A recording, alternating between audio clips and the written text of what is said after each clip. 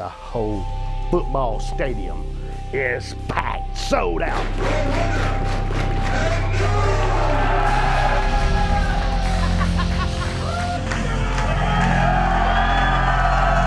Woo! It's coming your way.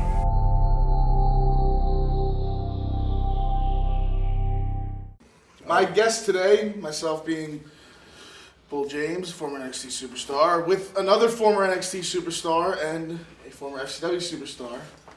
Why we gotta label it like that? I don't know, because I'm just going, man. I'm Just introducing Bill. I'll get to you. I was under. It was a one of my best friends in the world, Mr. Bill Carr, one half of Team Tremendous. Yes, sir. The only half. The only half. And the man who I stole WrestleMania weekend with the greatest match ever. I don't care what you people say or how many star ratings you give these other motherfuckers. Mr. EC3. I mean, I could have done without the profanity, but yes, we Oh no, they're gonna beep it, right? We do the beep thing. If you want. That's cool. I did No, another. If you want to beep it, we can beep it. Let me Listen, I did a DVD yesterday. A lot of it needs to be beeped, like racist stuff. Well, don't admit to it now, you idiot. Wait. Start over. No, leave it. Oh God. You got it. We're back! Welcome to Developmentally Speaking. I'm here with EC3 and Bill Carr. Yes, sir. And we're going to talk about wrestling and developmental stuff. Yes, Cool. sir. That's cool. First off, okay, I understand. I actually have no idea why I'm here, besides the fact that Bill asked me to come. And my new friend Bull, you asked me to come. Yeah, after we stole WrestleMania. So let me we understand tore this, it up. though. This used to be Kurt Hawkins' show. Oh no, Brian Myers. This used to be Brian Myers' show. You can't say This used to be, okay, Kurt Huskins' Yes. show. So it's like the criteria, you have to be just a dickhead from New York to host it? Is that the kind of thing? That's not necessary. Coming out fighting. Coming out. Oh man, that Could just be an asshole from Florida. Badass. I could have done without the profanity though, so you know. What did I say? It's a dickhead. I mean, it's PG-13. Anyways, no. They can change the dork. Some Tampa asshole trying to run for mayor. My God, guys, take it east. Sorry, Take I was it trying to east. build I don't up want to that. be in the middle between. Last them. night, you are in the middle. you don't understand, Bill. Last night we had the Guilt nightclub on the edge of their seat. They were standing, they were rocking, they were rolling, they were shaking. And so, one thing I hate about the industry now is like everybody's friends. We're all fucking friends. hate that. We're all cool. Respect. You guys have a dream match with this guy. And it just explodes in anger. See, I just want to get mad. So, yes, in real life, we're cordial, but I'm trying to build some animosity so people will pay to see that rematch. That's what I'm doing. Well, I mean, they're still going to pay to see it. Doubt it. Doubt it. They'll never happen. Well, we exposed it. We're fucked. Yeah, you got it done. Yeah, well, you know, it's what can you do? It's just the way it works sometimes, right? Hey, it's the way of the gun, boys. I think the coolest thing is we were like rival high schools, like on separate wrestling. Yes, teams. we were. I We had didn't no- find I had that no out clue. until we were both in wrestling, and Yeah. and that was post your WWE. Oh yeah, developmental career. years later. And then the cool thing is, for me, is here was the former Derek Bateman, who was in FCW with you, and then now me and him became cool after, like, we just all kind of missed each other, but you guys were in FCW together. We were. So, We were definitely in FCW together. I remember a young Bill Carr stepping foot in the first day, just fish white, out of shape, ugly as hell. And I was just saying, you know what? That guy's going to be in my crew. is it true that they signed the wrong Bill Carr? No, because it's true. It's true they signed. It's true they signed the wrong Last Outlaw, right? The Last Outlaw. I love this. Okay, so that story. What was his name? Ron Ron Myers. Yeah, because you What's sent me his picture his? the other day. Damn it! What is his name? Well, whatever it was. Yeah, Ron something. Yeah. Last Outlaw. The Last Outlaw. So WWE just wanted the rights to the Last Outlaw, and they were going to give him, I think, $30,000 for it. No, wasn't it like 60? Because Well, no. The first time it was Right. $30,000. You turned it down. And, and then like the next. No thanks. Yeah, he's like, nah, I'm good. I want to keep that. I want to keep that name for myself. You know. So they call him back a few weeks later, and they're like, you know what? We'll give you $60,000 if we take it. And he was like, yeah, you know what? I got something better for you guys. Why don't you give me a developmental contract? $500 a week. 30 days when I get fired. Mm-hmm. He was there for Less than 3 months. yeah. So if you do the math, 12 times 500. Can we do the math here? Is it $7,000? I don't know. No. Yeah, sure. It's close. Yeah. $5. If I wasn't. You gave him $5. Yeah. Yeah. Fast. Jesus. Nope, there it is. Millennials. What did they all sell for? 15. Let's just assume. $105 you made in a year. 6,000. I was close enough. Okay. $6,000. Could have had Which is 60. way yeah, less than six. $60,000. Way less. And they got what they Could wanted. have put a down payment on a house for $60,000. Yeah, Oh, absolutely. So Undertaker was the last outlaw for I think one One kind of mini run. Yeah, Mini one run to WrestleMania. match. Basically, probably the first day of that T-shirt selling, they doubled, at least tripled their money on the. After what? 5 shirts sold. Yeah. They were like, all right, well, Got that back. sorry, Ron Myers. What shocked me about Ron Myers was not the fact, like, I respect that, No, I'll prove myself. Yeah, Sign me right. a good contract. I'll show you what I can do. And what he did was, he showed up late. He wouldn't practice. He'd fake injuries. Like, not only did he just totally fail, but like he didn't want it at all. He wanted. I it, think but he used to didn't want work, like, his workout attire, I think, was jeans. it. Yes, definitely. Who was running FCW when you first got there, Ethan? The Dream Team. Third. We had Dusty Rhodes with promos. We had Dr. Tom Pritchard. Kim was there. Norman Smiley was there. Steve, I'm sure. Steve was there, of course. And that was it, really. And then when you came in, was it the same crew still running? It was the same, minus Billy Kidman, and a few months later, Joey Mercury took Kidman's place, I guess. Right? In a sense. In a sense, Yeah. yes. Billy then went on full-time on the road early in my Yeah. deal, so. What were you guys? How'd you guys feel about the training? Everything? Like, what was the training schedule like then? Oh, Dr. Tom was the greatest coach in It was history. the best. He's the best. He's It was man. the best. Learned so much. He was a player's coach. He's the kind of guy that would, he'd bust your ass. He'd work you hard. He'd make you earn it. But he'd also know that this is a grind day in and day out. Sometimes it can get tiring. Sometimes, it's not like you become frustrated. He understood that. Yeah. So he pushed the right buttons. He's like a great baseball manager. Yeah. So I have nothing but good things to say about him. He was great. Oh, reminds me of this one time.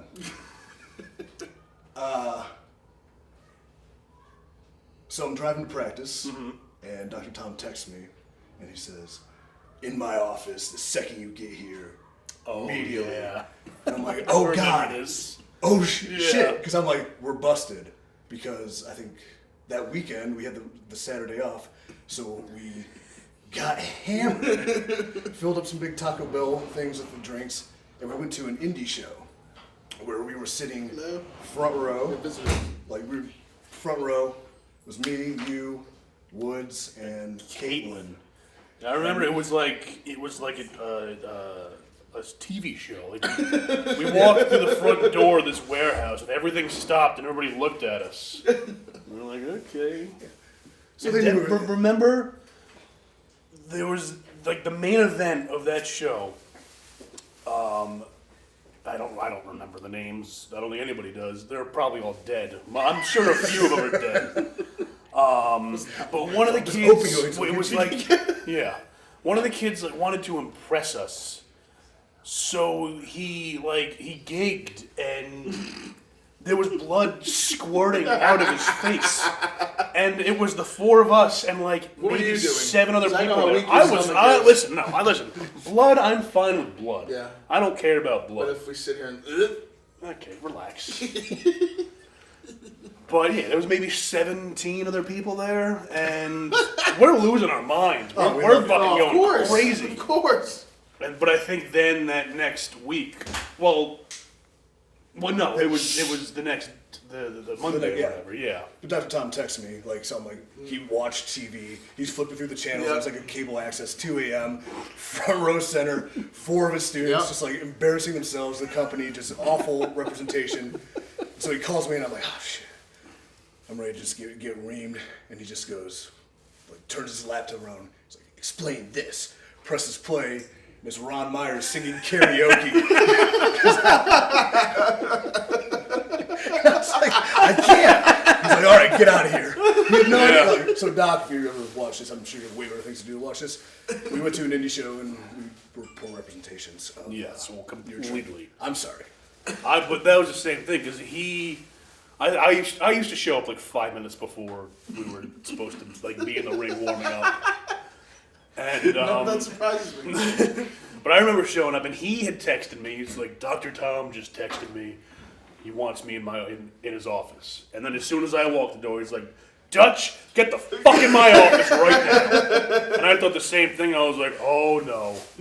But at this time, it was Dr. Tom, Dusty, and Norman were all in the office. And the same thing. He was like, explain this. And I was like, oh God. FCW ruled. It was the best. It was the best time. Even when it was bad, it was fun. Yeah, I got fired at the right time.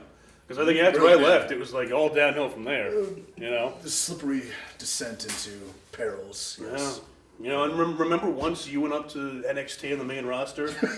Yeah. You gave me the official Rub? No, yeah, and I became the new locker room leader. Would you define me as a leader at that time? Of course. You think so? No, I mean, I think, you know, I guess in a sense, maybe. everybody watching probably has a different understanding what a leader is. Leader to me is somebody who just wants to get drunk as shit every night and do terrible things. No, Yeah. They consider me. And harass everybody around you. Yes. Yeah. Yeah. There was Yeah. Well, you know, you had a jovial personality. Everybody liked you except for the coach. No, even the coaches liked you. Everybody liked you except for, I don't know what happened. I don't know what happened either. I mean, well, no, really. Okay, so I think it might have been two things. Because remember that one day that Steve, I think his daughter was like he didn't like giving you. birth or something, and just so happened that day Joey Mercury was like, "Hey, we're doing a 6-man tag." It was in practice. We're doing a 6-man tag. It's gonna be you, Phil, and Wyndham. Do your Jamboni Express gimmick. So we have Bray Wyatt, Phil Freeman, who, if you do not know, is like the coolest dude. The best. Big, bald, husky, like shoot, killer, awesomest, driest personality, greatest sense of humor. You know, go on. Yeah. I portrayed, my character was Splendid Charles. Phil was Jerome Beanie Wagons, and Bray Wyatt was Hot Boy Jason. And we just did really gay things to each other. It wasn't even excessively gay. Yeah. It was borderline. It was borderline. But if I can pop in here. Go ahead, yeah. When you practice wrestling 4 to 5 days a week and it's just grinding on you and you're calling matches in the ring, sometimes you need some levity, things that entertain not only you but the people you're working with, because if you don't, you're just falling on your back and your face and getting hurt for no reason in a cold warehouse at 9 in the morning. So the Jamboni Express was a locker room favorite because they went out there and, in the sense of having a practice match and working on their craft, they also entertained. Yeah.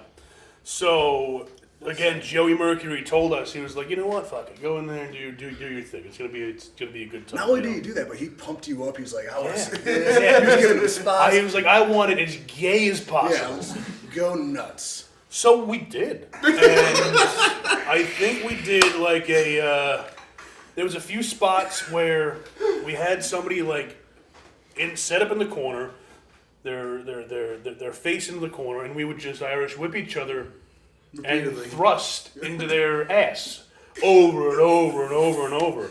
And we would just make noise. Ow! Ow! That was my Just deal. envisioning Brian Myers watching this and just watching the baby that he's built just crumble right now. The show? Oh, this thing's gonna be done. Oh yeah, this is it. Sorry, guys. But yeah. So then Steve came in and like we all see him like just in this pissed off mood, and I think Hot Boy Jason was in the ring, and me and Phil look at each other. I mean, Splendid and Beanie look at each other, and we're like, oh god, we need to like tell him to like stop right now. And he's not. He's just going crazy doing all this gay stuff. He's WWE champion though, right? Yeah, I think he's like main eventing WrestleMania. That worked out for him. Yeah, whatever. And And Steve put a stop to it. He was like, all right, everybody, enough of this fucking bullshit. This isn't what wrestling is about. You're making a fucking mockery of the business. All this, and that. Oh, so it was good that I brought you up to him today. Oh, absolutely. Oops. And then Joey looks over and he's like, yeah, guys, like... Oh, then he just, completely buried us. Completely buried. I can't believe I saw this and that. It's like, didn't he tell me? I mean, all right, it's wrestling, so one thing in wrestling you have to look out for is sometimes someone has a bad day and they catch you at the wrong time, and then you're fucked forever. Yeah, that's there you go. And another thing is, some people will do what is necessary to protect their spots or their jobs. So, hey, lesson we didn't learn. I learned it now. I'm a master politician and a complete backstabber. He's running for mayor in Tampa, so if you're in Tampa, vote for him. Yeah, he knows. I know. He knows what I'm up to. Oh, yeah. But yeah, it was wonderful.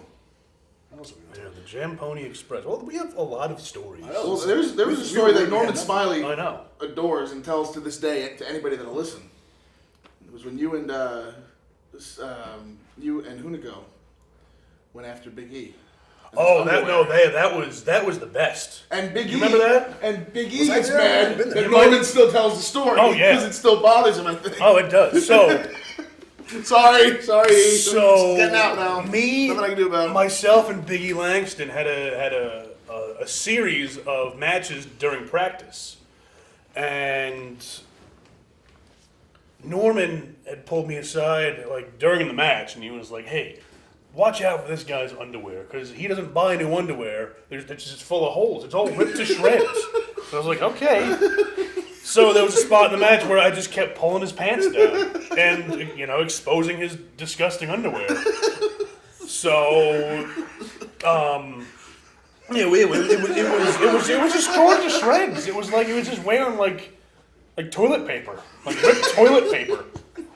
And so yeah, that was the first match we had. I don't remember how it ended. The second match we had, he kept pulling my pants down, exposing I don't even know if I was wearing underwear.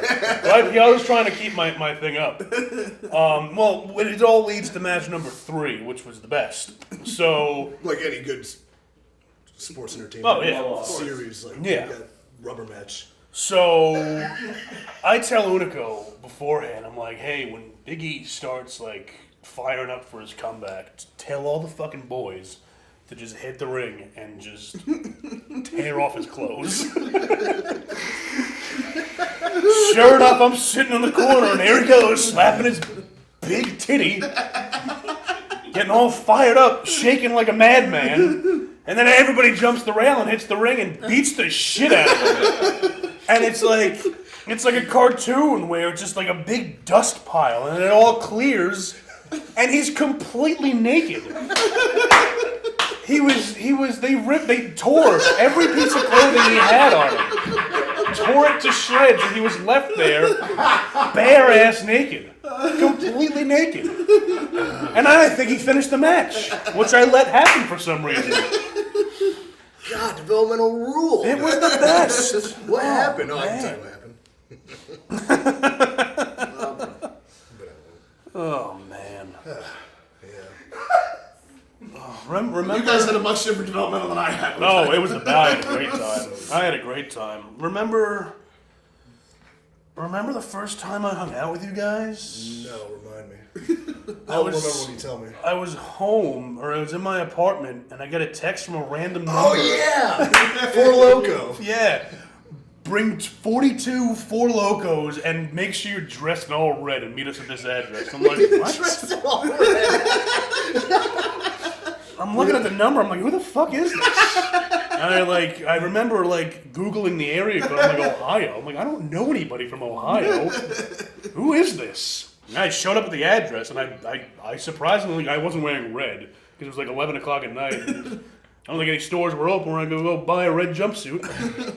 But I did bring the Four Loko. You did. And I think I remember walking in the door, and everybody like, oh my God, you came. And you brought the Four Locos. Then you brought the Four Locos. Oh, man. And it was all Trent's downhill from there. Is that Trent and Brian Myers' place? I don't remember. Maybe Jinder's place? Oh, yeah. The old Camden Bayside. There we go. There it is. Wait for it. He's gonna.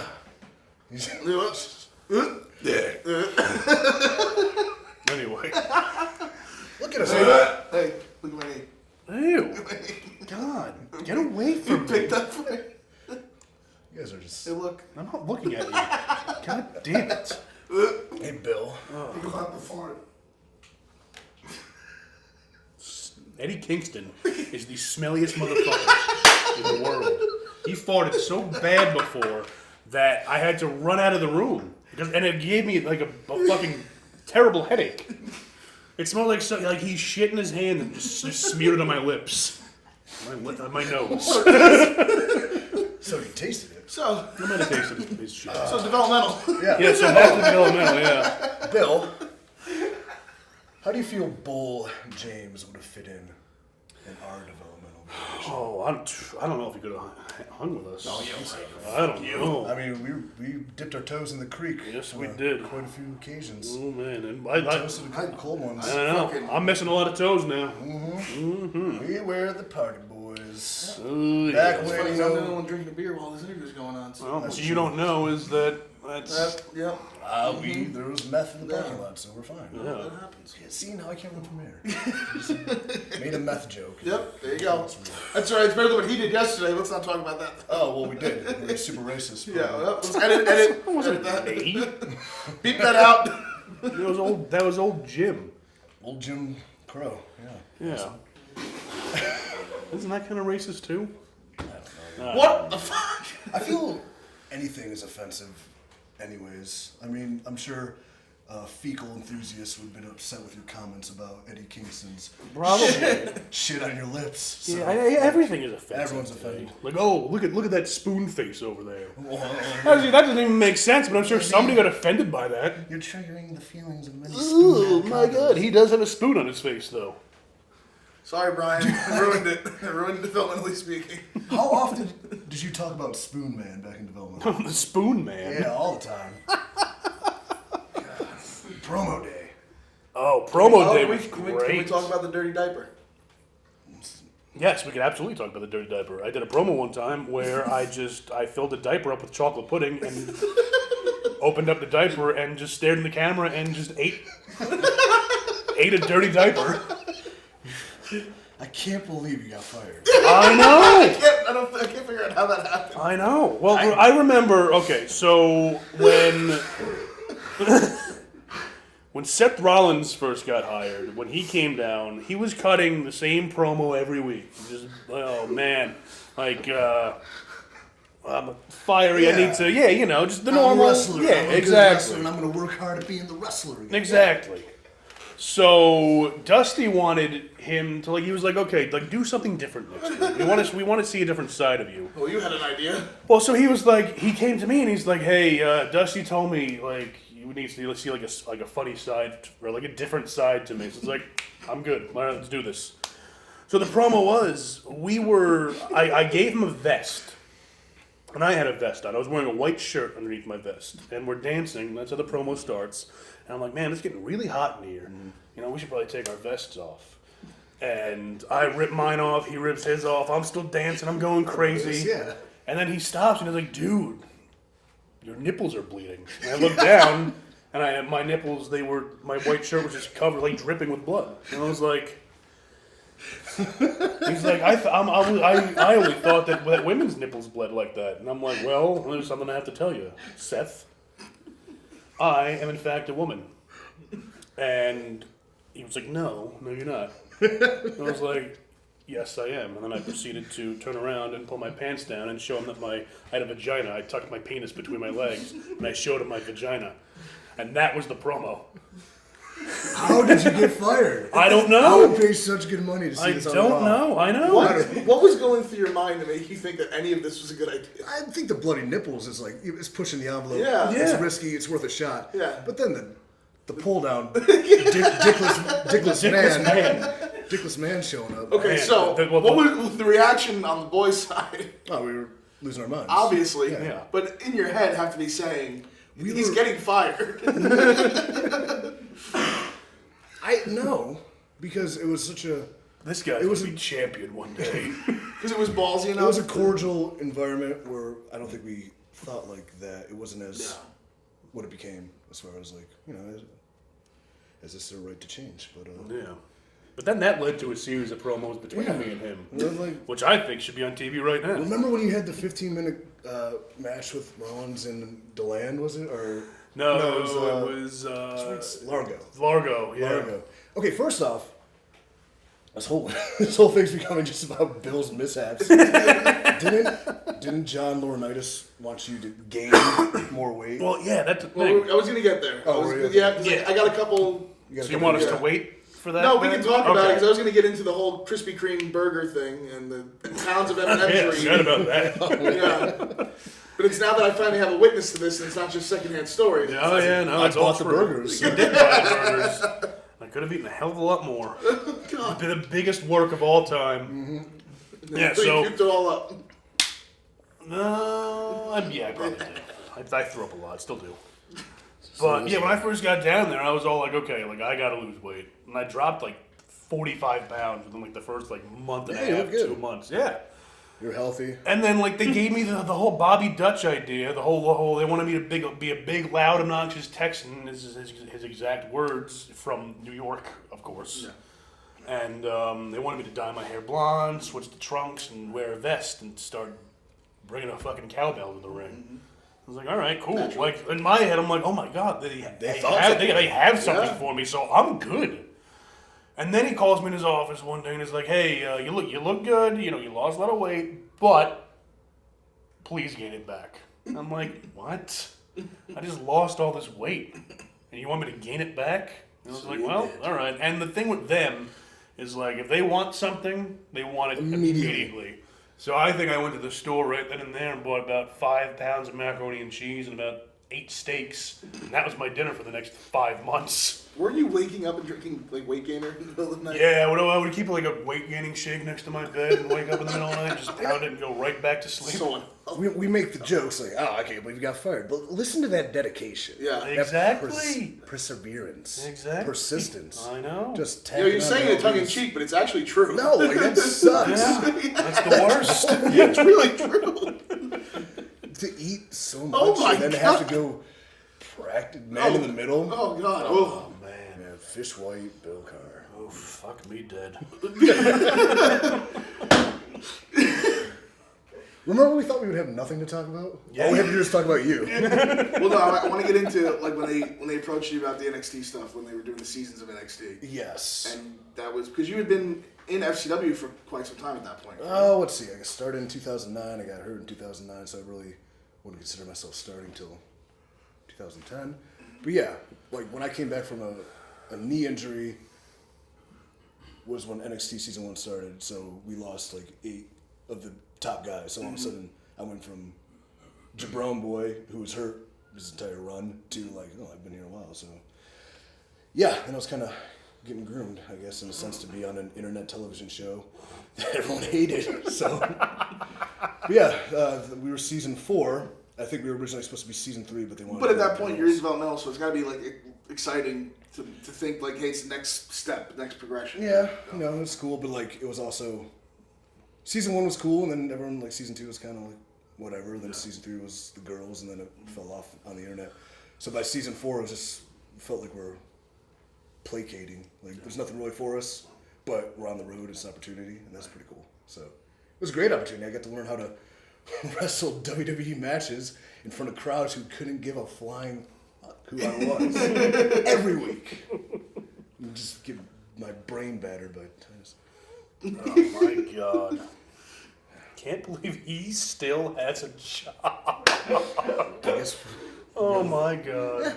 Hey, he's Good for him. Good for him. He's giving me more concussions than anybody in the world. Oh, you Good too? for him. I never had the pleasure. Good. It's probably why your brain works. Yeah. That's why I'm in this seat. Yeah.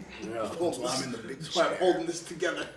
Yeah, so I mean, we did NXT season 4, and then what the hell happened after that? Oh, I hurt my knee again, and I had to have surgery, so then I was kind of back in developmental. And then they were running that redemption forever, and then they're like, well, we kicked everybody off the show, so we need to keep it going. And then I showed back up. But then it became cool and fun and awesome when it stopped being a competition that nobody in the office cared about. And then it ended, and I was just blissfully on the road, doing nothing, trying to, I'm like, telling my life story, just ripping toots over here. Sorry, it just fell out. Don't you dare. But remember that promo you did? which one? You were like smelling something? Oh, the Mark Henry's strongest cologne? The world's strongest scent? Yeah, I can tell you the story. I mean, I think at the time Vince wanted to do, excuse me, Mr. McMahon, wanted to do like SNL style skits, and he liked my curly haired goofball persona a little bit from NXT season 4. So You watched that? yeah, apparently Wow. I was the first NXT guy to be on Raw, and That guy Dirk Binkman. He's Dirk. he'll We're do gonna it. be bigger than Saturday Night Live. So they asked me to come up with a bunch of ideas, and one of them I based upon the famous Anchorman Sex Panther, except it was Mark Henry's cologne, based on his sweat. And originally it was supposed to be like I developed this cologne on his sweat, and I'm walking around backstage, and I spray it on, and then I start walking backstage, and people, everyone's kind of sells it in a different way, and then like some ladies, they get some witty one-liners in there. I forgot what I wrote, and then I finally I can't understand what's going on, and Todd Phillips walks up to me, and he just goes, and just pukes on me, and I'm just looking at the camera holding it, just no selling puke. I'm like, I'm a made man, millionaire, right there, I'm a star. Yeah, 100%. But then Vince got so into the idea that he wrote the world's strongest scent promo himself, and it was what it became. That was it. And that was that. Man, I remember a writer being like, after I filmed it, I'm just like, this doesn't feel like it's gonna be good. And they're like, aren't you excited? Go text your mom, you're gonna be on Raw tonight. I'm like, no, alright. You know what? They'll figure it out. I remember watching it, because I would watch Raw when I wasn't working, kind of secret area, so I can be with the fans and just kind of feel the arena. And I just hear the whole life draw out of the building. And John Laurinaitis was like, that was awesome. They were like slapping fives over it. And then it never became a thing again. Except for, I believe, they did a commercial break. CM Punk was doing a promo. They went to break, and he came back. You guys aren't going to be quiet? Like, this is just off the cuff. You aren't going to be quiet, blah, blah, blah. Like, I'll make sure everyone in here never says a word again. Roll it. Then they rolled it again to the live audience. I'm just sitting there like, I think it was in Louisville. I'm like, yep. Well, See you later. all right. No, but it's cool. Like, whatever. Yeah. You know who I saw last night? Mark Henry at Wall-E Mania. And you know what he said to me? He said, congratulations on all your success. You're really showing them how to do it, man. We're proud of you, man. It's very cool. And I was like, oh, shit, Mark, I can't even remember who I am. Thank you. I mean, that meant a lot. That felt pretty cool. So, he said, the world's strongest man and the world's biggest heart. Well, there you go. There you go. There's my story. And then after that? I don't remember. What happened after that? Then we were doing Redemption. Then Maxine and I were going to start on SmackDown, and then nope. And then USA guy was going to be born, and then whoever I was pitching that idea to probably got fired. And then went back to Developmental, and it wasn't what it once was. And then yada, yada, yada. I became a 2-time world heavyweight champion and beat Legends in the ring because I'm the fucking man. There it is. There it is. There it is. How much did that have to do with driving you, though, getting that release? Oh, just 100. It still drives me to today. Yeah. Like, oh, God. Because I'm furious. I just, but nice. But oh, you piece of shit. Oh, my God. if I didn't get fired, I'd be a listless mid-carder and angry in my position and trying everything to get something else, and it just wouldn't happen. So. Yeah. And It's it's cool. the best thing that happened. For me, it was watching guys like you, and then with Drew Galloway and doing his thing, and then it just kind of shows you, like, just get on the horse and go back and go. Just don't look back. And A wise man once said to me, and this wise man was the greatest developmental coach I've ever known, Dr. Tom Pritchard, said, never take yourself out the game. Yeah. If you don't, well, I mean, Bill Carr sure did. Whatever. No, not at first, because me and Bill were teaming after he got released. We were doing some stuff, and We did. Bill's cool. Bill's got a real job too, and that's Yeah. far more important. He's probably got health benefits. Exactly. Yeah, yes, I do. Oh, there's my fiance. Can you pull her? She's Hey! curly-haired, Hang on. curly-haired babe. Hey! I suspect calling her. Well, Anyways, what? You gave me that advice. Hey! yeah, don't take yourself out of the game. Yeah. You're gonna retire. Yeah, we'll tell you. That's another story. Well, I mean, it's great advice because No, it actually is. you need that motivation. You need that angst. angst. What was I saying? I had a big motivational speech. Yeah, you need that motivation. You need that angst. You need that chip on your shoulder to drive you. I mean, it worked out. So I'm very happy, and now I can write my own ticket. Yeah, it's cool. Where's up as a kid screaming? That kid is screaming because he's not taking himself out of the game. You know what I hate? The sound of children laughing. Yeah, I don't really like that Yeah. either. I like to hear them cry and. You have a good story about getting released. Yeah. Sitting on a beach, right? Yeah, yes. One thing is that. It was, who was it? It was a few of us. You weren't I wasn't there because, yeah. You were on the road, I guess, at that point. Redeeming himself. Were you? I don't know where you were. I wasn't at the beach. You weren't at the beach. I was with her.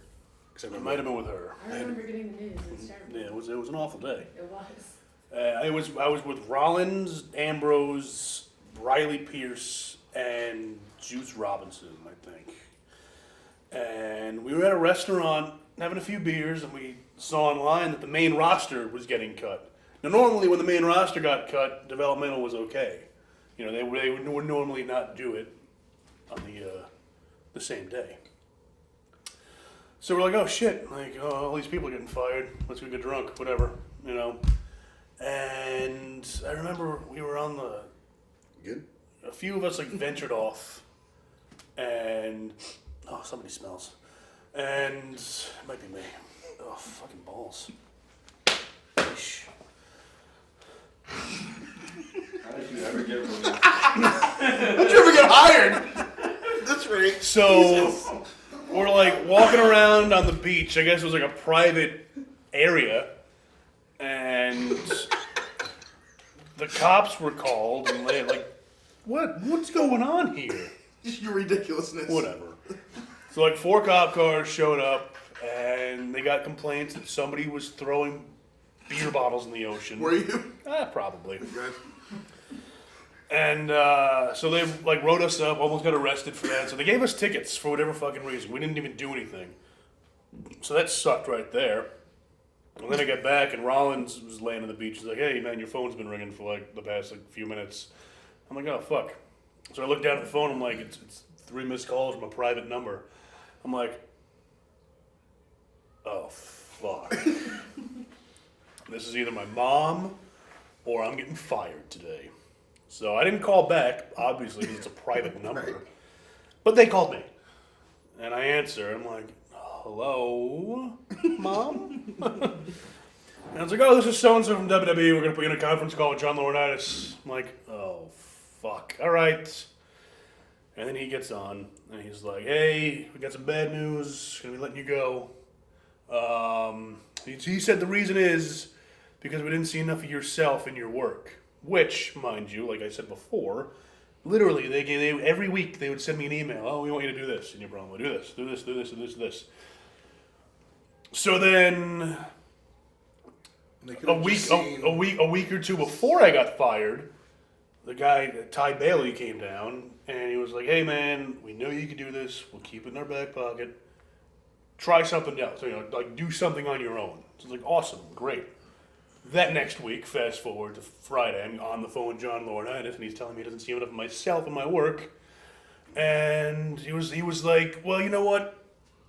The door's always open. Give us a call 3 months, 6 months, a year, however long it takes. Like, we want you back here. I'm like, well, can you just take me back now? You're telling me this. So just don't fire me. He's like, well, I can't do that. So, Yeah, and then I got fired, and I came back, and everybody was like almost in tears. Like, what? Why is this happening? Why is this happening? And then I got pretty shit-faced. This went from a fun-loving fart fest to depressing Yeah. day. I actually think that day, one of us, it might have been me, I don't remember, had to go diarrhea, so we went in the ocean and shit in the ocean, and then we left. We're back on track. It might have been me means it was him. Who had your last match in developmental? I think it was Derek Bateman. That's right. Mm-hmm. I got my win back. You got it back, I but did. I beat you first. You did beat me first. Tell that story. Okay. Your big introduction to NXT. If you recall NXT, like, See, I had They to do did. the depressing stuff to get to the segue to get to the good stuff. Yes. I don't think it's that good. It's Yeah. fun. I mean, It's funny. Still love you. I love you. Love you more. Okay. Good stuff. All right, if you recall NXT, I'll get this shit back on track. There was, interview segments, and they showed some of the in-ring work from developmental, and they, like, cool music, and a nice little package they put together, and they filmed one match for the package. So, of course, I'm only 6'1", 210, 215 at the time, like not the biggest guy to showcase a bunch of moves, but they put me in with this big motherfucking Bill Carr. Blonde hair. Just fish white, sack of shit. But it's like a match, and everybody on their NXT match went over and had the 1, 2, 3 victory shot. You got all For this some- shit in. Yeah, get all their shit in. For some reason, I was losing to Bill, and I remember going to Bill. Like, Bill, we're doing the match today. And he's like, yeah, and I'm like, you're winning, and he's like,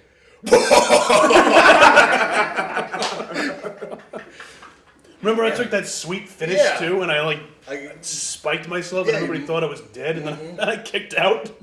no, we did foot on the ropes. Oh, that's right. But then I got up, and I think I gave you Yeah, a clothesline, and then beat you. Big boss man. Was it the boss man? Oh, it was. I went for it Okay. again. I think he pushed me off. Yes, the boss man. yes, that's right. Yeah, That's right. so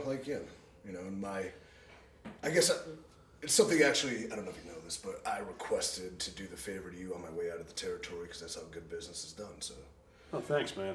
really pass the torch to you as the new locker room leader, aka cool, the man. guy who That's likes to cool. just give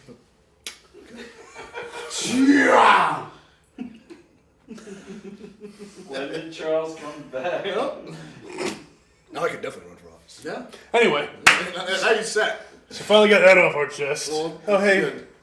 good. He's not the first man I kissed talking about developmental or in developmental. Yeah, he's kissed a lot of men. At least that time was voluntary. I feel like Were you you there when I forced made to out kiss to you? somebody before. Of course I was there. That was the best. Wow, man, developmental rule. Well, yeah, because it was like I'm one so half, out of, one. I'm so out of the loop. I didn't have any of this in development. Yeah, because it sucked when you were there. Just what a way to cultivate a personality and develop yourself, and the inability to feel fear performing, like just Oh being yeah. out there, just doing it, just I doing know. weird stuff and not being conformed or restricted or berated constantly, physically and mentally. It was just, that's what made me the man I am today, and I'm very happy for that stuff. So Yeah. But you overcame that. Doing great. yeah, doing. Bill, carving out a nice little niche for himself. I wish, Yeah. because Over as fuck. I didn't know we were actually doing this, so I would have worn a nice shirt to show how financially stable I am and successful. Well, you got to look at those knees. How are you gonna be? Look at him. Shiny. Look at this. Tan and shiny. If this doesn't say money, I don't know what the fuck does. Sparsely haired. Yeah, like that right Crinkly there. knee. You look at these knees, and I could just tell you're a millionaire, and you're set up to succeed for the rest of your life. These knees, on But the you know other what? hand, Since we're talking about developmental, we're all kind of with the same coaching staff or a similar one. Can we just take a second to put over Norman and talk about how awesome Norman's no, Norman's the best wrestler in the world. He's He's the best. I just feel like he doesn't Yeah. get enough credit. He should. He's got holds for days. Mhm. He is. He's so soft spoken, but has the most outlandish Oh, yeah, jokes. yeah. Oh yeah. He's the best. What? Who were your guys? Who were the trainers that you guys most latched onto or clicked with?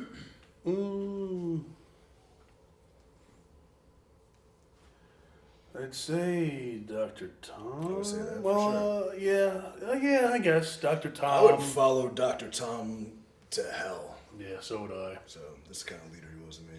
Yeah. Yeah. What about as far as like in-ring stuff or psychology? Was it still Doc, or was there? Doc for sure, and then I think, Mercury's psychology was next level. So. Yeah. Remember promo days with Steamboat afterwards? We all thought we'd be done with promos, and then that's how it normally was. And then Ricky Steamboat decided to come, and he wanted to practice as much as possible. Nobody else did except him. Even the coach was like, I mean, we can give him a day off. They got TV tomorrow. Yeah. Like maybe. I mean, but Gear change Wednesdays. all the trouble wants to practice. God, brutal. All we wanted to do was just go home at the promos and just drink. I just go to the gym. Oh, well, so did I. But yeah, he came along and he was like, well, everybody get in gear and we're going to train for a little bit and just go over gear changes for about 5 hours. But you know what? I love a good gear change. Oh, I do. I love a great gear change. And I love Ricky Steamboat. Yeah. I mean, his psychology was unique and good. It was really good babyface psychology, I'd say. Yeah. I wanted to laugh at that. I remember he would, there was one show, it was at a baseball stadium, like a minor league baseball stadium. I don't know if, you were there, because I think you Was it the show outside? You threw out the first pitch. Yeah, I threw out the first pitch. Yeah. Me and 7 kids on their birthday. But they had obviously, they had a bar and they served alcohol, and we had a show of like 3 matches after the baseball game, and Ricky Steamboat was hammered by the time they came around to wrestle. I remember him I walked past him one time and he's a beer in his hands like, Bobby D! And just staring at me. I'm like, oh my God. Hi. What's up, Ricky? And I remember getting a text from Joey Mercury later that night. He's like, because he had to drive him there. He was like, dude, Ricky Steamboat just murder fucked a family-sized bag of chips in a 5-minute ride to his house. I was like, oh, okay. Okay. Sounds about right. Yeah, I love him though. I love Steamboat. I love Mercury. I love all of them. I saw Steamboat at the Charlotte airport, and he didn't see me, so I snuck up behind him. And I grabbed him in an armbar, and he was like, oh my God, I could have like a guy with plenty of heart problems as it is. oh my God, I suck. Then he popped afterwards. Yeah. I always loved how like carefree Dusty was, and just like would flat out while there's a camera rolling, what are they gonna do? Fire me? Yeah. Just didn't give a shit. He didn't care. But I It was could just great. imagine like just hearing these stories and like the stuff you guys were doing, not even including him. Like he must have been like having a field day in Tampa. Oh, I would say so. I would agree. Yeah, I would absolutely. You know what you say didn't so. have that we had, which is probably the greatest asset in our history, was Hard Knocks South and Rob. Oh yeah, Just the best gym. the best gym, the best person. Disneyland, the coolest dude, the smartest man we know. Really, he really is. Genius. Yeah, Should probably be some sort of physicist or some sort of something that's more than sweet workout dude. I was talking to him like last week, and he was telling me how he's been like trying to figure out if like natural athletic ability, if it's already in your genes, like doing these scientific blood tests. He's not a doctor, by no means, at all, but he's the smartest person alive. I think He's up there. And comedic genius. he is a comedic genius. Short Friday. That was a good time. Yeah. Were you there for that? Yeah, I remember we would. I don't even think we would like max out. I think we would just do like one lift and then just start dry humping the bar, and he'd film us. And We would train in cycles, and sometimes it'd be like to get to we call it max week, where everyone hit their maxes on snatches, cleans, deadlifts, bench, overhead press, muscle and squat. And he would always compile footage of it and then make these elaborate videos chronicling max week. And there was always some Bill Carr, shirtless, fleshy, discharging, humping extravaganza involved in it. Slow motion jump rope with no clothes on. In the gym, still to this day, there's just pictures of that developmental run, all of us like crazy pictures. There's nutsacks hanging out here. Gable Jones. Gable Jones flexing. There's Bill licking the faces. Yep. You know, just all the stars you see on TV. Yep. Some you don't. Are just in uncompromising positions, like pushing a prowler with like cigarettes in their mouths. It's just, God, developmental rules. Yeah, I know. Remember when he first got the bidet, and we would all challenge each other, like, okay, who could handle it on the highest setting? Yeah. And it went up to 10. And I remember Beretta in there one day, standing across from the toilet, turned it all the way up to 10, and just, it like killed him. It hit him in the face. It shot all the way across the room and right into his mouth. Oh. Toilet water. Well, who was the first one to drink from the bidet? It's probably him. Yeah, probably. But I think I got up to level 7, and it shot water into my butthole, like pretty deep into my butthole, and I farted it out. But my butthole had never been so clean in my life, I think. I've used the. And it didn't feel. It didn't feel The good. sad part is I knew what I was getting myself into asking you to do this. Well, yeah. But yeah, I mean, I think that was my butt's never been that clean in my life. No. Never will be again. Never will be again. No. I used the bidet once, and I was scared how good it made me feel. That's the thing. It's like I would go in there even if I didn't have to shit and just use the bidet. Just sit there and be like, oh, this is interesting. And he's sitting on what the fuck's a bidet. Oh, Yeah. There you go. close your eyes. But going through developmental, even when it did get tough and that kind of stuff, like, do you guys feel like you'd have the success you have now without it? No. No, absolutely not. No way. To me, I think like just out of developmental, like meeting the people that I met, like him and other people, you know, it's just like that alone was worth it, I guess. Yeah. You know. I feel like it does over-prepare you for any situation. No Oh, way. yeah. No way I can be doing what I'm doing now. And I didn't No, know if I didn't have that absolutely not. experience, and that tutelage, and that grind, and that suffering, and that success. Yeah. The thrill of victory, the agony, defeat. You know, both of that. Yeah, of course, shit, of course, right? of course. Quote raps. Of course. Trying to pop the wife. Yeah. No, but yeah. What was your guys' favorite part of developmental? Drinking. Oh man, there was a lot of good parts. So let's see.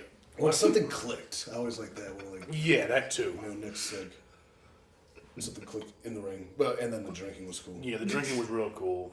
I don't want you to think that there was a bunch of just alcoholism that was running rampant. No. But we had fun. It definitely on wasn't our every off days. day. You know, on our off days, we just go and have a good time. What else do you do? You have young, muscular, handsome dudes in Tampa, Florida. I mean, And then me.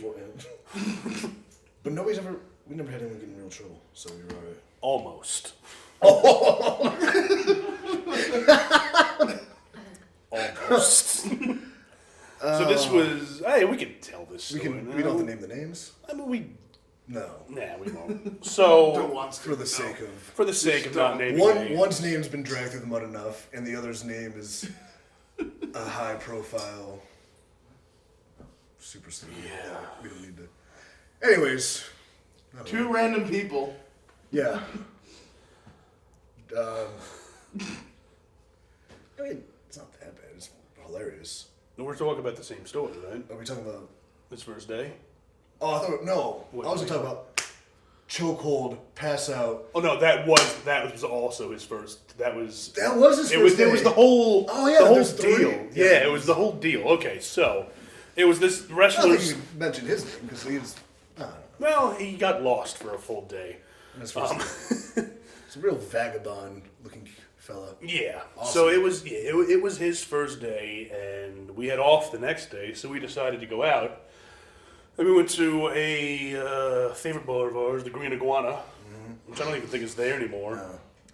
and a bunch of us were just getting shit-faced drunk, all beer drunk. Rocking and rolling.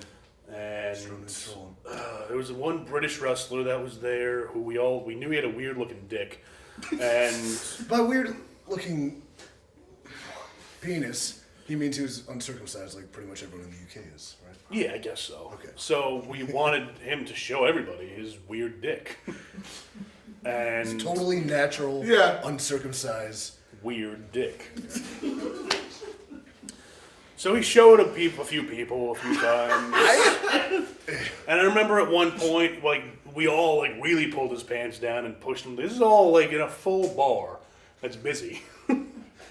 So he's on the ground with his, Just for a good laugh. with his dick out and everything. And then I mean, it's weird not naming names. It's for me to tell. But, so then another, like, I feel like we main named the guy- names now, then we were just cowards for naming them before, so we have to stick to it. Okay. So you can go ahead. Yeah. Oh, I don't know. Keep going, because my memory's fuzzy. Okay, so 'Cause I think there's a challenge after the whole dick thing, yes, they're both challenging each other. Side note, that dick thing, when we were in a strip club parking lot, I remember pulling it out and peeing on the window of the car I was in. Yeah. And me just going against the window like, Yes, yeah, I remember that too. That was great. single, I think. Yeah. So the two guys were like, "I bet you can't choke me out," or like I could have you in a chokehold for 15 seconds and not pass out, stuff like that. So the weird dick gets the other guy in a chokehold for about 4 seconds and then completely passes out. He's in a stool, Yeah. and he just flare bump, face plant, rock solid, Right on the floor. right on the floor. Nose first. We thought he was dead. We did. Legitimately thought he was dead. Smashed face, just like pancake nosed, blood splatter, like Blood everywhere already. Like, sobered up immediately. Like, oh my god, I'm like reverting to my basic killed the guy. EMT training. Like, yeah. yeah. Yeah, so, and then, like we all thought he's dead, and then he just looks up with this big smile on his face, and he's just laughing. Kicks I'm right like, out. oh, he's good. Oh, good. Then we got kicked out. But we had to bring him to the hospital so he gets stitched up. Yeah, So but it was- we dropped him off at the doorstep of the hospital. Then we're like, oh, let's go to the strip club. Right down the street. So we all went to the strip club, and the guy who was there, it was his first day. I think we told him we'd get him a lap dance and like sent him away, and then just forgot that he was back there, and we all left him in a place that he had no idea where he was, with no car, No car, no keys, no numbers, no yeah. nothing. He This had guy no quit cell when he phone. left. Oh no, No, he's doing fairly well. Oh, Yeah. Jesus. he's doing all right. Oh, God. No phone, no car, no idea where he is. Nobody there for him. Mm-hmm. Just lost. Lost in Tampa. Yeah. Wasn't he seen walking down the street by one of the coaches? Well, no. So I didn't know that like I said, we forgot he was even there. So I wake up to a call from you, and you were like, "Hey, we lost so and so," and I was like, "What do you mean we lost him?" He's like, "He's gone. Nobody knows where he is. Drove to his house. He's not there. Nobody knows where he is." So I call up a friend of mine, and I was like, "Hey, I got some bad news. It sucks not saying names." Well, I think we can say his name. Yeah. Okay. So it was Seth Rollins. I called him up, and I was like, "Hey, man, we lost him." He was like, "Excuse me?" He was like, "Yeah, man, I don't know what happened last night. We lost him." And this still makes me upset thinking about it to this day. He got quiet for a second. He's like, "I am so disappointed." I'm like, "Oh man." He's like, I am ashamed of you." I was like, "All right, enough. By the way, I don't know where my car is. Can you come pick me up?" So he comes to pick me up, and we're driving around looking for this guy. And we go to his house, and Is it the door? The door was like kicked in. I was like, oh no. He's not here and the door's kicked in. Fuck. So then we go back to his apartment and we're sitting by the pool and I'm like, what the fuck what are we gonna tell Dr. Tom on Monday?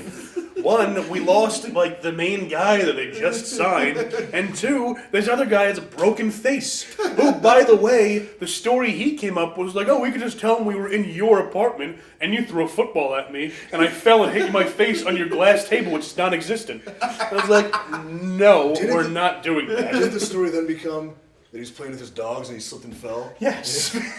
Dr. Tom knew it was a bullshit lie right from the start. But he also protected him. Yes, absolutely. He then told the truth. But anyway, so I'm sitting there thinking, like, what are we gonna do? He's missing. He's probably dead.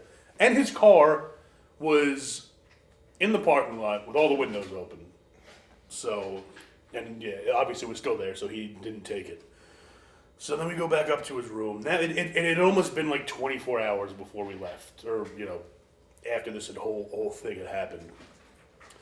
And I remember getting a call from Joey Mercury. He called me, and I answered the phone. I'm like, "Hey, what's up?" He's like, "What the fuck did you do last night?" I almost start to cry. I'm like, "What do you mean? What did I do last night?" He's like, I just found this guy walking on somebody's lawn on Dale Mabry. I'm like, oh, so he's alive. He's like, yeah, get your fucking ass down here and make sure he gets home okay. And I remember being so relieved that he was okay that I couldn't stop farting for whatever reason. I don't know why. But it was this constant... It was like every step I took, it was like... Who would fire you? You're the man. I know. I think they just didn't understand your greatness. Well, you know what? I actually thought about this recently. We all get it. Well, there was this one time, and this was like right before I got fired, I think. There was a show that we were doing. We all used to do street team, so we'd all have to go hang up flyers and posters in different towns and stuff. So we were doing. It was like Dusty Rhodes' first time in this town in over like 35 years. It was like a big deal. Yeah. Big deal to that town. So, the guy, Alfred? Yeah. He was like, all right. Sometimes he would book us with like friends, so we'd have a good time. Normally, I would get stuck with like Sar Levine, who didn't speak English, and he was a fucking maniac. Or like, he's a shoot diamond merchant. And he was independently wealthy, and he wanted to come be a wrestler for some reason. Yeah. And again. Didn't practice. No, I will not. No, I will not do this. I will not do this. I quit. And then call back. I changed my mind. I'll be right back. Here, I bought you this diamond FCW ring for you. So yeah. So anyway, so Alfred was being nice. And he was like, you know what? It's gonna be you, Phil, and Rollins. So you're just gonna go to I was like, fuck, this is great. And he was like, here's $50 to go get some food. I was like, fuck, we're finding the best veal parm restaurant in the area, and that's what we're doing. So that's what we did. We went to an Italian restaurant and just sat there for about 3 hours eating veal parm and then drove home without hanging up one poster. And we get back to Alfred's and we were like, oh, what do we do now? And he was like, well, let's just give him like half the posters back and just tell him that we hit every fucking pole there was in Eustis.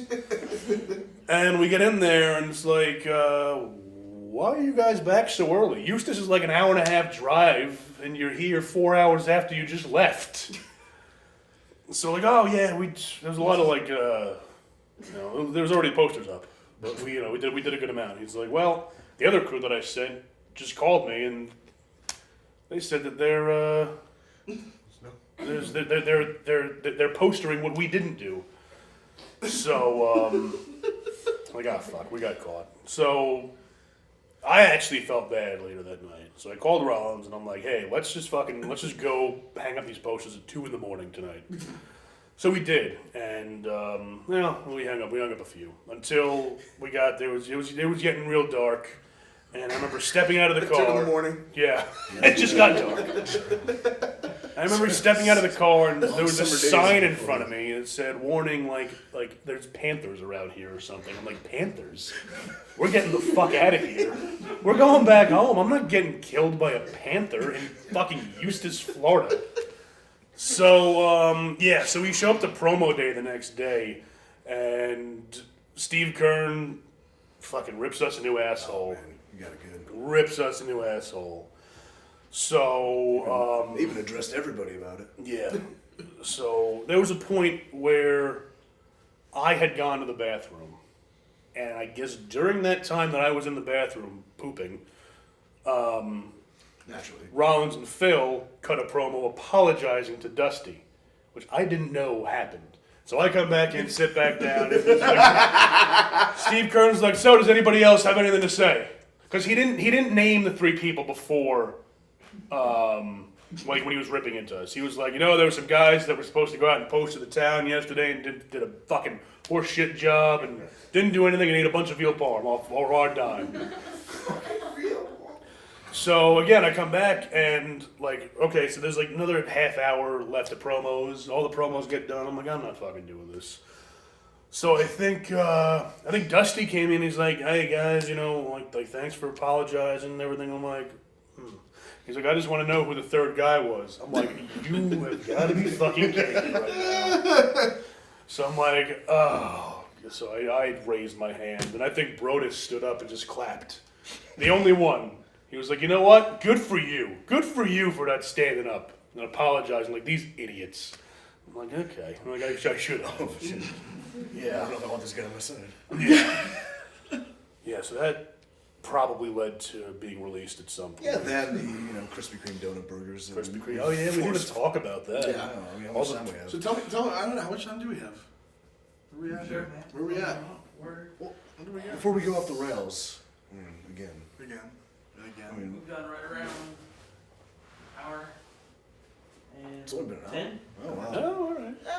We'll start wrapping it up. Yeah. All right. What else do you want to know? What are the Well, I've heard the story. It's just like I said. Now I have an eyewitness to the accounts. Oh, yeah. So I have the backup now, the backing up of. I feel like Bill's telling us stories. He's a way better storyteller than you. I just like to chime in.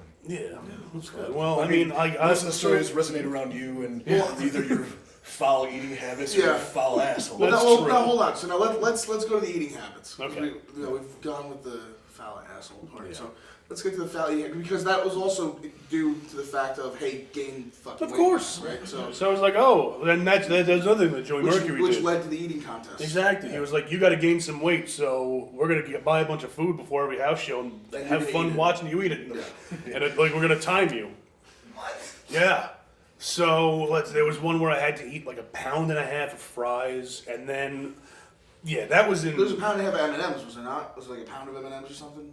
Yeah, I couldn't do that because I was gonna. I tried, and I think I got diabetes almost immediately From that. Yeah, but the day I ate the fries, I remember, I wrestled Rollins in a 15-minute Ironman match, I think, in Largo, Florida, and that match ruled. It was really good, and I remember the opening spot was him rolling me up 3 times. On the 3rd time, I rolled out of the ring and threw up all over the place.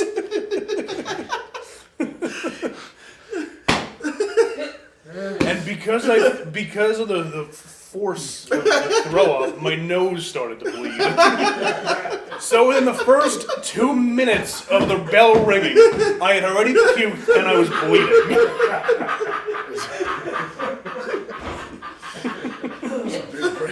Yeah. You toughed it out. Yeah, I toughed it out. Those 15-minute matches designed to challenge your endurance. Yeah. So I almost feel like they were trying to rib you a little bit. Well, they absolutely did. But you threw the rib right back in the face. Yes, I did. You barf right at him. Yeah, and then finished the match. Yep. And it was a fucking hell of a match. Hell of a match. The M&Ms sucked. That was the worst thing I ever ate. Because I got to a point where I felt my teeth like disintegrating, and I felt my body slowing down. Like I felt my heart just like slowly bump. It was like you're living to still tell these I stories. know. It is shocking. I can't believe I'm older than you. Yeah. You've lived a hard life. I'm probably one of the young. I think I might be the youngest person in this room. It's a 529. That was Knuckles. 29 going on dead. Was Knuckles still there? Was Knuckles there yet? Yeah, a little bit. Did his tryout with Joey? I don't remember. He loved to say he was raised by then. everyone's full name. So they're going through. And Knuckles was a guy who looked like he was 50, but he was like 27. Yeah. So he's like going through his tryout, and Joey goes, "Hey man, yes sir, Miss Joey Mercury, sir. He goes, how old are you?" He goes, 27, sir. That's a hard 27. Just walked away. Oh man, yeah. The But M&M's. that dude would show up. He'd be the first one there, last one to go, and it got released. And it was like one of the sad, No, he doesn't make his feelings not well known. No, I know. Whom he despises. Yeah, he's very Actually, open. That's cool. Yeah. Yeah. So He's going got a lot of back money to now. Oil. He's like on oil rig, making a ton of money right now. oil. What? He drives like oil trucks in the fields in Texas. Booming He's got business. Yes. money. Unleash that American energy. Yeah. Remember the student show? Oh my God! Oh, the man. Mickey Ticky Time Mickey Bomb. Ticky Time Bomb. What is Nicky Ticky Time? Mickey Ticky Time Oh, Bomb. Jesus. I don't know. Hold on, real fast. Let's do the Krispy Kremes. Oh yeah. Just because it's not even a big deal. So we're at the Dade County Fair, I believe, Miami-Dade County Yeah. Fair, and Krispy Kreme donuts. I mean, this is a caloric disaster. This is going to be Bill's Carr's meal. I think we had what can make it meat? 3, 4? Was it 4? It was 5. It was 5. And not only did he eat 5 Krispy Kreme donuts, he was just like, whatever. They were like just Within decimated like the less challenge. than a minute and They a were just half. like, everyone was like, we were all like gathered around, like the Yeah, energy, the energy in the room was electric. People got a pot together. I won like $75. He's gonna puke. He's gonna shit his pants. He's gonna finish it in time. He just ate them all, and it was like, all right, Well, that was that. On to the next one. Oh God. Those were delicious, though. Those were absolutely delicious. So that was 5. So I ate a total of 10 donuts and 10 cheeseburgers because it was. Yeah, that was good, man. So how much weight did you lost? 45 pounds originally? Yeah. So How much did you put back on? Well, when I got down to developmental, I weighed about 290. Within 2 months, I got down to like 260. By the time I left FCW, because I got fired, I think I was 315. I remember when Bill got the call to put on trunks, and he had these trunks made. And I'm telling you, just because we share this picture still to this day. Yeah.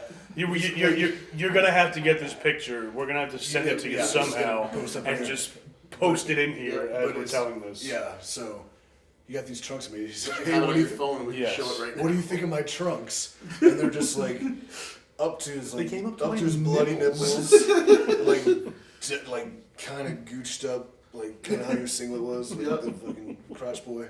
It's just awful. It was- We thought it was a single. We did. We tucked the straps. Nope.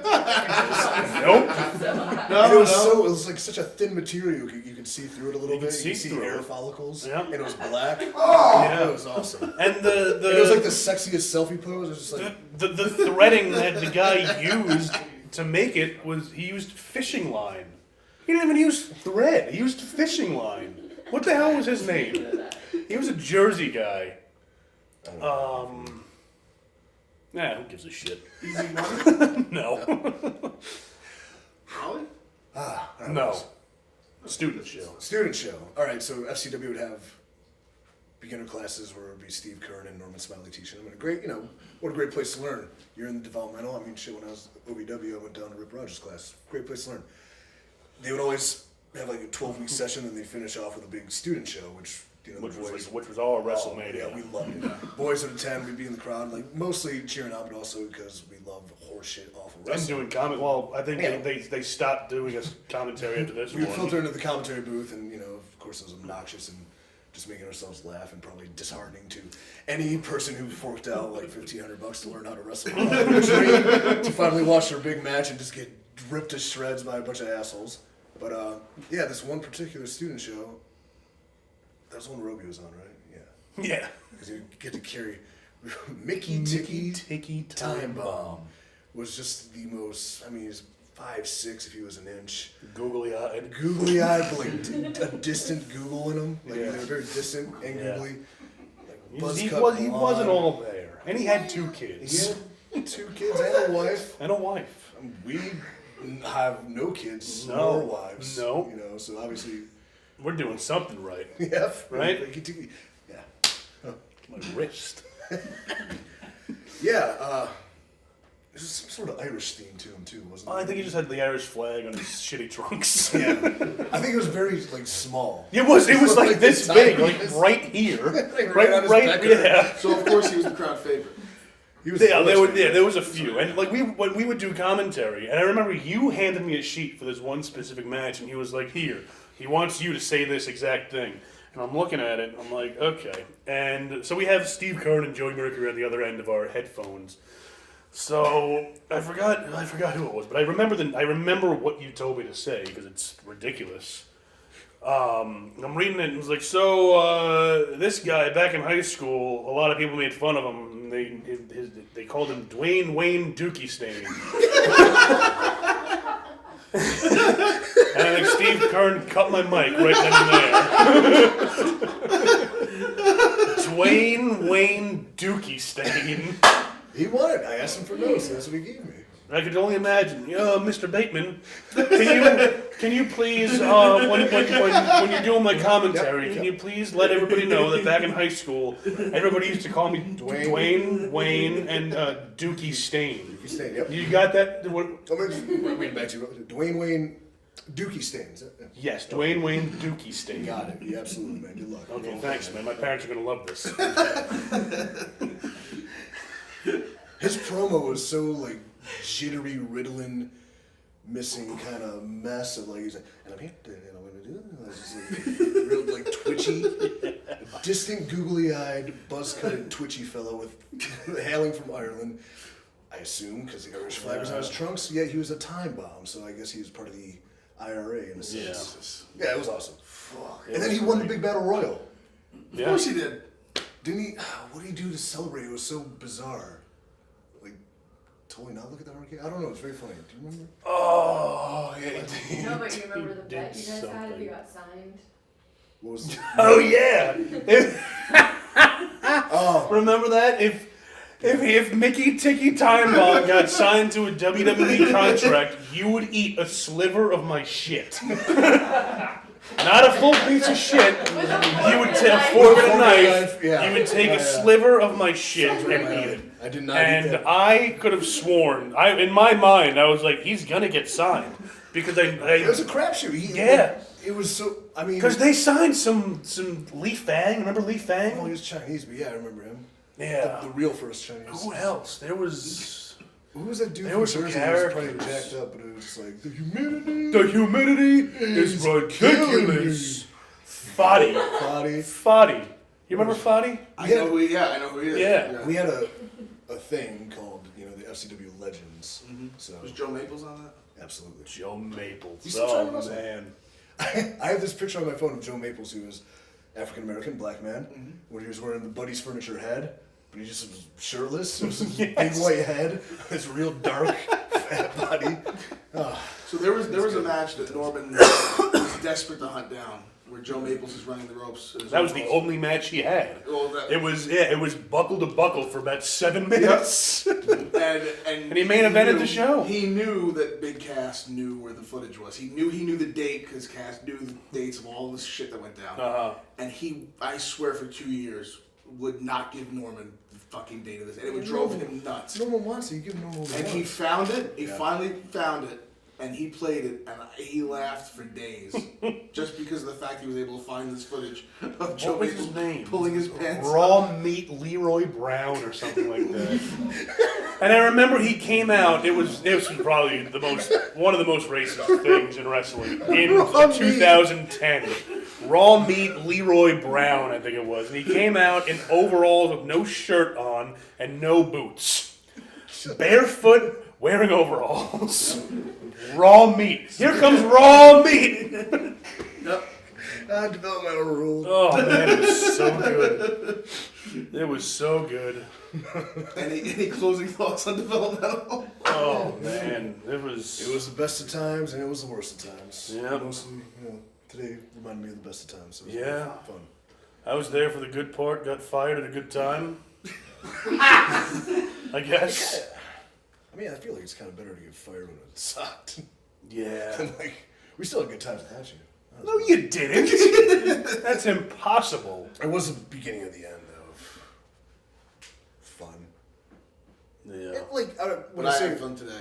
We all had fun. I'm no, glad when you I guys say it enjoyed was this. fun, I don't mean we busted our ass too. Of course.